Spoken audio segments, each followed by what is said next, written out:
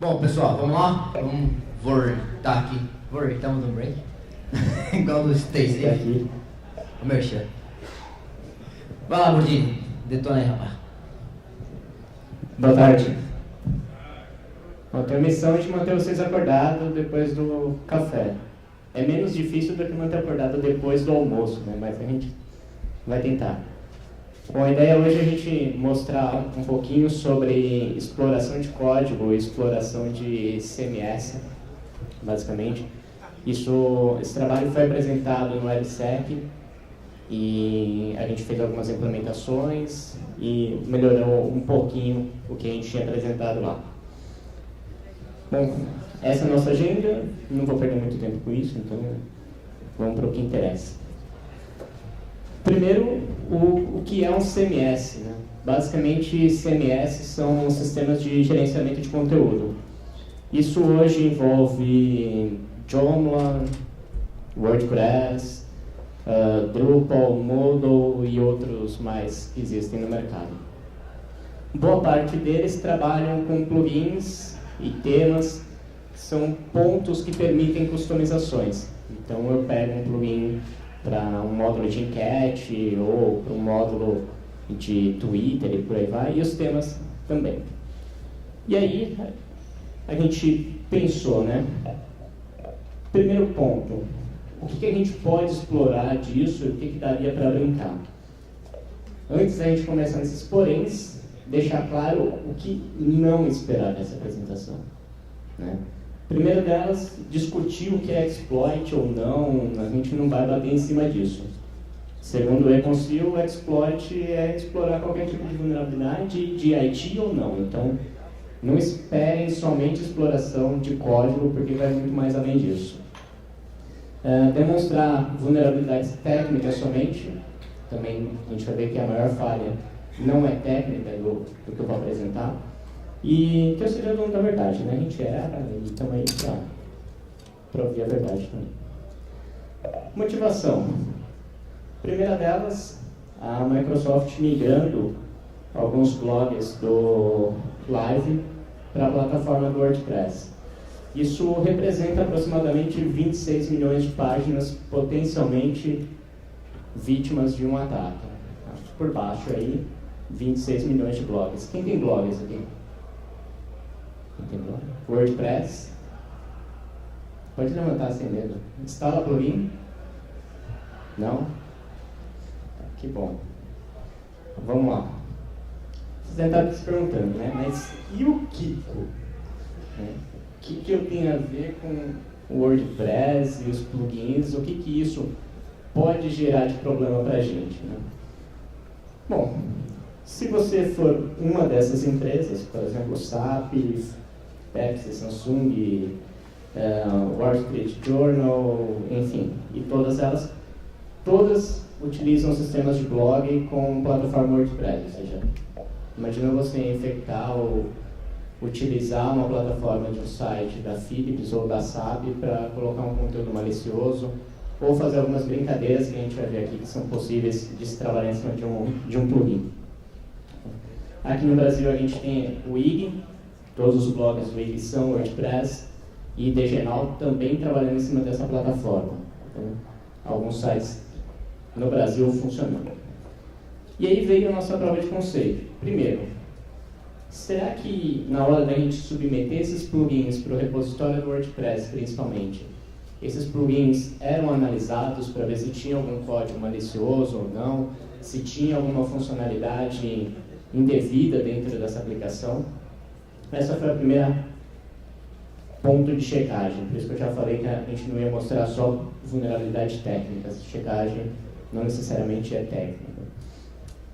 Os plugins de segurança que existem, inúmeros por WordPress, será que eles são eficientes ao ponto de detectar um código malicioso, um plugin com um exploit de repente, ou com alguma atividade maliciosa? E, por fim, algumas brincadeiras que seriam possíveis, né? O plugin é algo que boa parte das pessoas vê como inocente. Um plugin é para integrar com o Twitter, para imprimir minha página, montar layout para o iPhone e por aí vai. Será que é só isso? será que dá para olhar um pouco mais a fundo disso? E aí, primeira ação, a gente submeter o plugin. E aí a gente submeteu, eu peguei um plugin chamado NoCopy, que era um plugin pequenininho que bloqueia o botão direito do mouse, nada demais. E fiz a versão português dele, né, que não muda praticamente nada. Porém, dentro desse código eu coloquei algumas funcionalidades de um exploit de Web Shell, utilização de comandos do próprio WordPress, só que de uma forma maliciosa, e submeti isso para o repositório. A minha esperança era que isso fosse avaliado e eu tivesse uma resposta negativa. E aí, qual foi a minha resposta? O que vocês acham que aconteceu? Foi publicado ou não? Será? Tá aqui, deram curtir, né? Retweetaram. Enfim, tá o e-mail aqui de aprovação. E o código foi publicado na biblioteca do WordPress, no repositório oficial, mesmo com todos esses códigos embutidos. Ou seja, a primeira vulnerabilidade aqui, ninguém faz checagem de nada naquela bagaça. Né? Tem praticamente, em 2010 tinham 12.533 plugins, hoje tem bem mais. O que roda nesses plugins, ninguém faz ideia. Né? No caso meu, eu publiquei e removi do site para que ninguém corresse o risco de baixar esse conteúdo e fizer alguma besteira depois, né? Ou falar que eu fiz, pior ainda. Né? Mas enfim, teremos surpresas até o final. A outra era saber se os plugins eram eficientes. E aí eu peguei 4 dos principais plugins de segurança do WordPress e rodei contra o aplicativo. O único que deu algo mais ou menos próximo foi o Exploit Scanner, que identificou o encode base 64, que até aí não significa lufas. Eu posso usar um code 64 para N funções. No caso aqui, está só para obfuscar o código. Parte do código está aberto do plugin. Ou seja, qualquer desenvolvedor de WordPress ou de PHP pegaria esse código. E aí, nenhum deles, né? Pegou realmente o código, falou, não, esse plugin tem código malicioso e por aí vai. O que dá para se fazer com um plugin? Primeira delas, consultas em base. Então eu posso utilizar a própria API nativa do WordPress, que é essa WPDB, e fazer consultas na base. Detalhe que eu não preciso passar as credenciais, o plugin pega essas credenciais já do que está configurado na base. Então, eu posso, por exemplo, fazer um drop table se tiver, inserir posts, comentários e outras cositas. Basicamente, qualquer comando SQL. URL plugin, isso aqui é legal? Depende. Se você tiver, de repente, infectado 100 milhões de sites, você pode já receber e-mail de quais foram essas URLs, para fazer um connection back de volta. Redirecionar um site para um endereço qualquer, então imagina que seu plugin foi baixado 5.000 vezes e você colocou no plugin para esses 5.000 usuários serem redirecionados para o seu site. São 5.000 pessoas que vão entrar e redirecionar automaticamente. O legal é que depois disso ele não deixa nem você entrar no admin. O negócio fica em loop. Começa a ficar interessante. Identificar o diretório de upload, patch de arquivo, URL, criar pasta. Começa a ficar interessante, eu começo a criar pastas dentro da estrutura de arquivo do web server. Baixar arquivo remoto, então crio uma pasta, baixo um malware para lá e posso fazer um phishing, posso utilizar aquela estrutura para o que eu bem entender. Talvez um rootkit, enfim, algumas brincadeiras. Além disso, mais consultas. E aqui, na realidade, o que eu acabei fazendo foi permitindo o connection back. Seria muito mais prático eu pegar só a URL, mas no e-mail que eu formatei dentro do plugin, você recebe a URL do site, o patch que foi instalado o plugin, o patch inteiro do site dentro da estrutura do servidor, e todas as informações da base. Então, todos os usuários cadastrados, os metas deles, quem são admin, quem não são, e-mail, os hash de senha e tudo mais. Ainda mais aqui, o URL, diretório, como eu falei, né? E o e-mail também. Dá até para usar para fazer spam, né? Já tem e-mail ali. Garantindo acesso administrativo. É outra coisa interessante. A gente conseguiu criar alguns usuários com privilégio administrativo. E aí, o primeiro desafio, quebrar o sistema de hashing do WordPress. Como eu sou um cara meio preguiçoso para desenvolvimento, eu não sou desenvolvedor, o que eu acabei fazendo? Eu inseri um usuário dentro do meu blog, peguei o hash que foi gerado com a senha e fiz um input direto na base, já que eu tenho acesso às consultas. Então eu dei um insert na mão, joguei o hash lá, automaticamente eu criei um usuário com privilégio administrativo. Então, BG, EBG. Pura e simplesmente EBG. E aí, vamos ver o que esse negócio funciona na prática. Né? Será que funciona? Primeiro, tudo que a gente fizer, não façam isso em casa, somos profissionais, altamente qualificados, né? Entenderam? Né? Nada de fazer isso em casa. Ela ainda não. Calma aí. Bom, tem aqui uma máquina virtual rodando minha senha 8 vezes bolinha. Tem o nosso site rodando aqui. Se ele não caiu, ele continua indo aqui. Beleza. Vou logar na interface administrativa dele.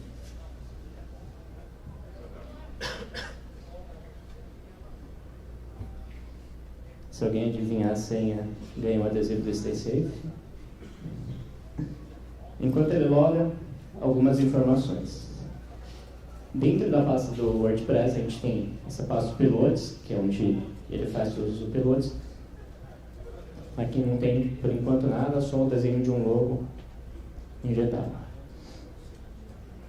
E no nosso web server, aqui na parte de usuários, só o usuário admin. Beleza? Tranquilo até aqui? Dúvidas, angústias? Colocar um post. Vamos publicar o do nosso WordPress. EPG.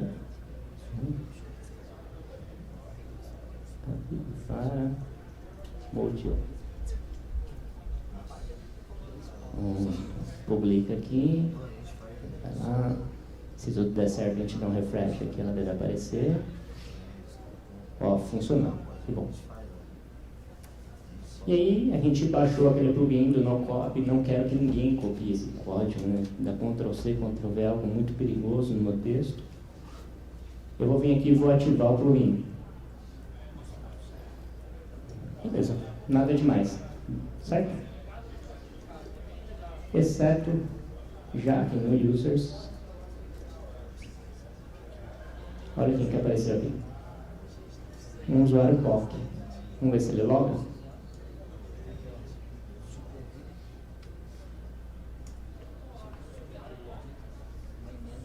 Qual que é a senha do usuário POC? Começa com 1 e termina com 6. Ok, estou com acesso administrativo a partir desse momento dentro da ferramenta. Posso, por exemplo, apagar o usuário admin, enfim. Mas a gente não vai fazer isso porque nós somos pessoas do bem. Já dentro da pasta Upload, eu já tenho uma pasta POC que não existia, então aquela função de criar a pasta já está ativa. E tem um arquivo chamado tmp.php, que a gente vai ver para que ele serve daqui a pouquinho. Então, as funções estão habilitadas e eu estou com ela ativa. Vamos supor que agora esse usuário faça o logout. A gente vai logar aqui com o admin.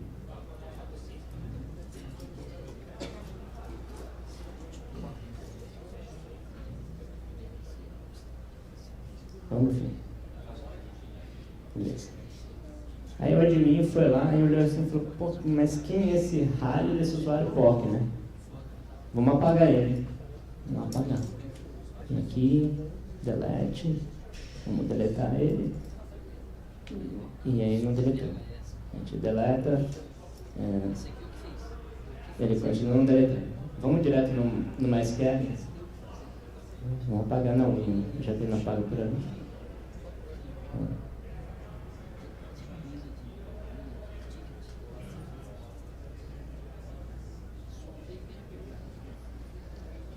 Está aqui o nosso usuário POC, apaguei. E aí? A gente vem aqui, não. Users. Opa, apareceu de novo. E aí? A função delete não está funcionando, né? Bacana. Ou seja, já tem um usuário que fica eterno dentro da aplicação. Tá. O que mais dá para fazer aqui? Vocês vão estar se perguntando. Bom, beleza. Será que seria possível, por exemplo, pegar uma shell? Não? Daria para pegar uma shell? Gente, quem é de São Paulo? Hein? Quem é de São Paulo? Existe uma pessoa com o nome de Shell em São Paulo. E foi uma situação inusitada, mas enfim, ela existe. A gente só tirou uma foto do crachá dela. Mas será que daria para pegar uma shell remota e brincar um pouco mais? Tentar. Para isso, algumas formas. Opa.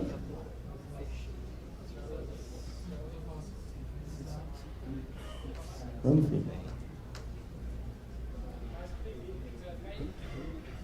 Já vai entregar o modelo?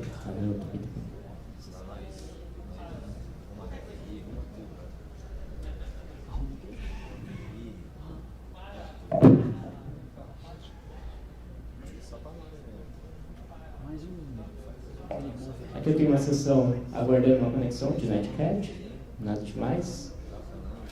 E vamos fazer o seguinte.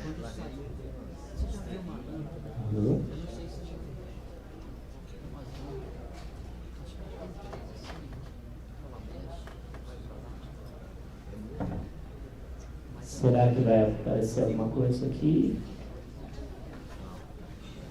E olha que interessante que apareceu aqui.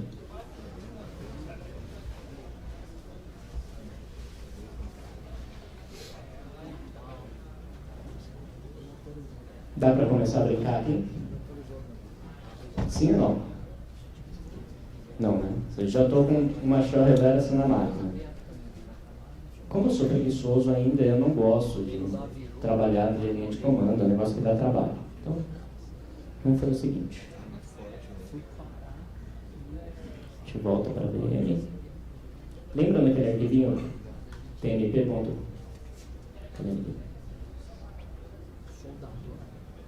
tnp.php. Vamos ver o que ele faz.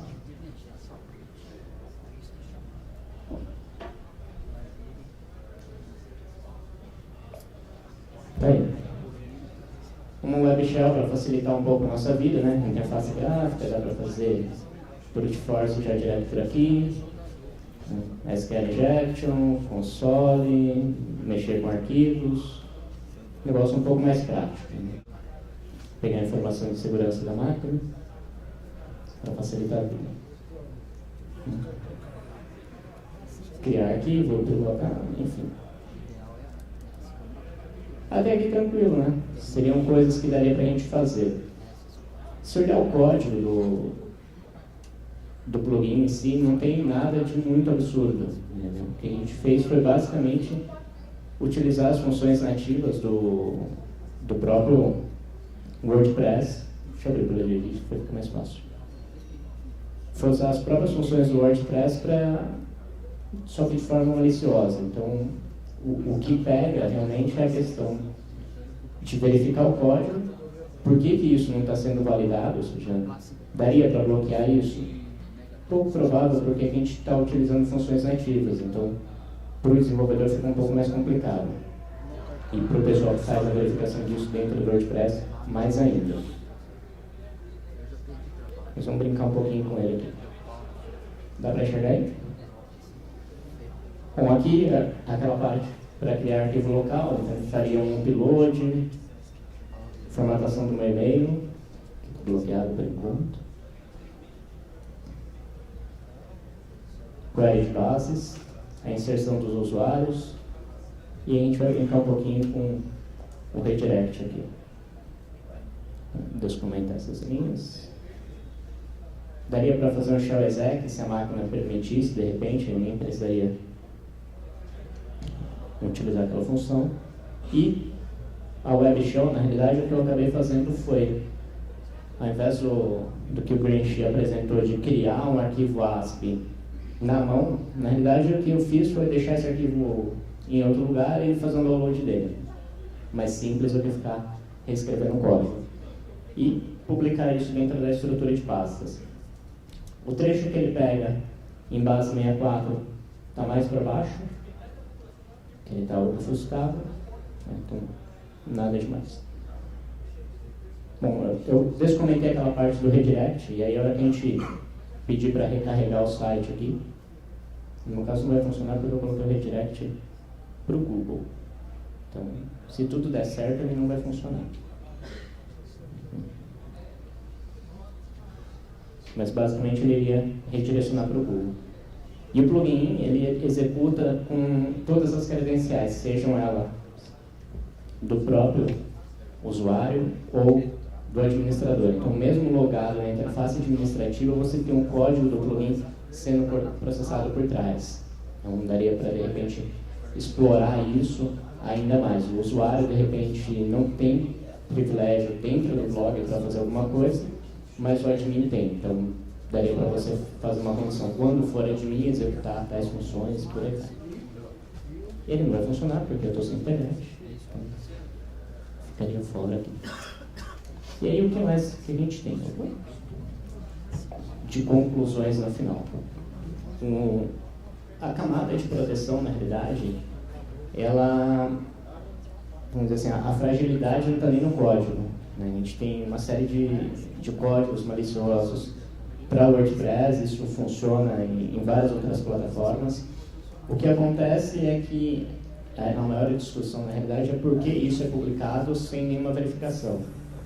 Aconteceu um tempo atrás isso com o Firefox, e hoje todo plugin, quando é publicado pela Mozilla, ele é verificado antes o código, antes de ser publicado na biblioteca nativa deles. Mas isso não acontece, por exemplo, com o WordPress. Então qualquer um submete o plugin para eles, sem avaliação nenhuma de código, do que tem ali de malicioso ou não, e aí você corre o risco de ter um problema dentro do seu blog.